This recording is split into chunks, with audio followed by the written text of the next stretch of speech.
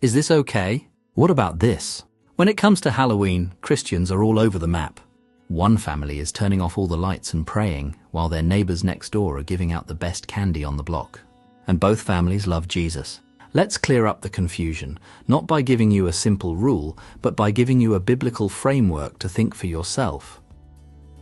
Why first the history? Halloween's roots trace back to an ancient Celtic festival called Samhain, where people believed the boundary between the living and the dead was thin. It involved costumes and rituals to ward off spirits. Later, the church established All Saints' Day on November 1st to honor the faithful. The evening before became All Hallows' Eve, which evolved into Halloween. So yes, there are both pagan and Christian historical ties.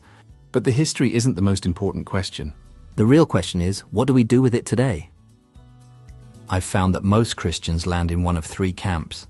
None of these are inherently right or wrong, they are matters of wisdom and conscience. The path of avoidance. This view says that because of the dark imagery and pagan roots, the wisest thing to do is to abstain completely.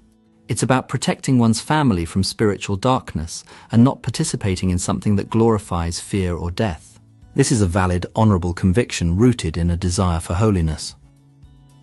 The path of redemption. This view seeks to redeem the day. Instead of focusing on darkness, it creates a positive alternative. This is where you see fall festivals, Reformation Day parties, or trunk or treats. The goal is to co-opt the cultural moment and fill it with light, fun, and community. The path of engagement. This view sees Halloween as one of the biggest mission opportunities of the year. It's the one day your neighbors will literally come to your door. So these Christians engage fully, decorating, giving out great candy, and using it as a chance to be a friendly, loving presence in their community. It's about being a light right where you are. So which path is for you? The Bible doesn't say, "Thou shalt not trick or treat," but it gives us a powerful principle in Romans 14 which talks about disputable matters. Paul says, "Whatever does not proceed from faith is sin." So the guiding questions are these.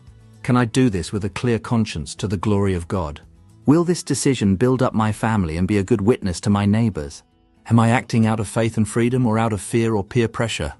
The surprising answer is that God is less concerned with what you decide about Halloween and more concerned with the why behind your decision. My prayer is that you feel freedom, not judgment. This is a conversation, not a lecture. I'd love to hear from you. What has your family decided to do for Halloween and why? Please share your thoughts respectfully in the comments.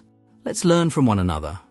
If this framework was helpful for you, hit that like button and subscribe so you don't miss our video next week where we'll talk about spiritual warfare in a practical way.